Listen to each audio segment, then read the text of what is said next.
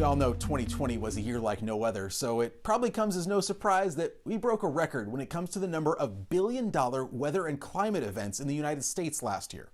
There were a total of 22 disasters caused by weather or climate-related events that cost at least $1 billion each over the course of the last year.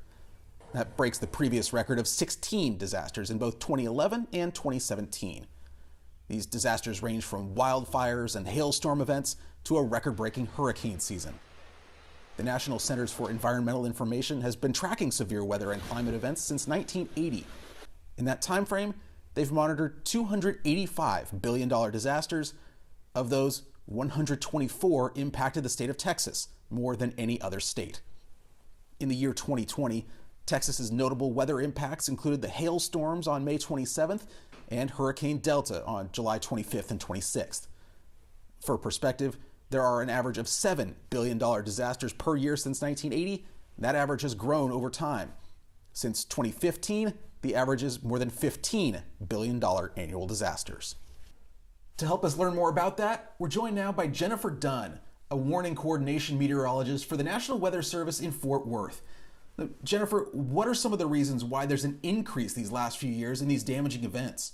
So there's three big factors that have kind of been attributed to the increase in the frequency or number and monetary value of these multi-billion-dollar events. One of those, or two of those that kind of go hand in hand, is exposure and vulnerability. So we're building in places that people didn't live in or didn't reside in before. And a lot of that is happening too in more vulnerable areas, like along the coast, where it's a pretty place to live, but you have the tropical risk along with the other weather factors down along the coast also. There also have been specific mentions to not only those coastal, but along rivers where flooding becomes a factor as well. So, and included into that factor too is what you're putting in these vulnerable areas. So it's the size of the homes, it's the contents of the values of the homes themselves. And then on top of that too, you have to account for building codes and what they are up to each year, or what their standards are each year, and how the loss results because of the building codes also. A lot of scientists believe that climate change is making storms more intense. Do you think that could be a factor as well? Yes, actually, the fourth factor that I failed to mention earlier is the contribution of climate change. And while climate change itself hasn't particularly been considered a main factor in all types of weather, where we're really seeing it start to increase is in the wildfire, the drought, and the flooding sides. We're starting to see more of an increase in those type of events, especially due to climate change. Not to say it's not having an impact on our severe weather, our tropical weather, the other types of winter storms too, that are happening there, but where they're really noticing the bigger change, along with the vulnerability, the exposure, and kind of where we're building. But also where we're really seeing those changes is on the wildfire and the drought side, along with the flooding events also. Since preventing storms and wildfires is impossible, what can we do to better protect ourselves from their impacts? Yeah, there's a lot of preparation, that we can do. Of course, being mindful of where we build is one factor that can help reduce some of these losses also. But from a personal standpoint, being prepared for the various types of weather that might impact your area. So no matter where you live, you want to become known with what could be those impacts to your area, those weather impacts. Is it tropical and severe weather? Is it severe weather and winter weather? Across Texas, there's all different types of climate varieties. So knowing what those hazards are is one of the first places to start, and then making sure that you're prepared for it and that you're taking preparedness actions.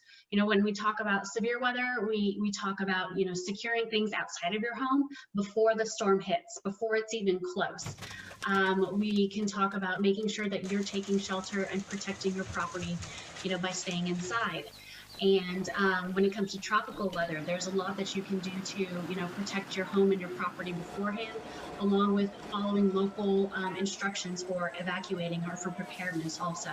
And the same with winter weather. So having your severe weather, winter weather, tropical weather kits also can ensure not only your personal safety, but a lot of times your property from loss as well. Thinking about that personal kit, how much has it changed, even in these last 10 years, as far as the things that we should have to be ready at a moment's notice? So I think as we've gone through some of these experiences, a lot of those lists have stayed the same, but there have been some additions to it. We want to make sure that we're mindful of our medication or food for our pets. Of course, chargers now with all the electronics that we have are a big plus, along with battery backup. So we've got portable batteries that can provide that. Generators can be a great asset during some severe weather events, especially during power outages. But then if you had to evacuate too, what do you need to take with you? What kind of important documents need to go there also? Well, are there things that the government should be doing to try and mitigate the risk of some of these disasters? That's a very good question. I think that there is a lot of attention on climate change and on vulnerability and risk. And so, I hear at all different levels of government how they can be mindful, or how they are being mindful of where new infrastructure is being built, and how it's being built to be able to hopefully withstand some of these bigger events.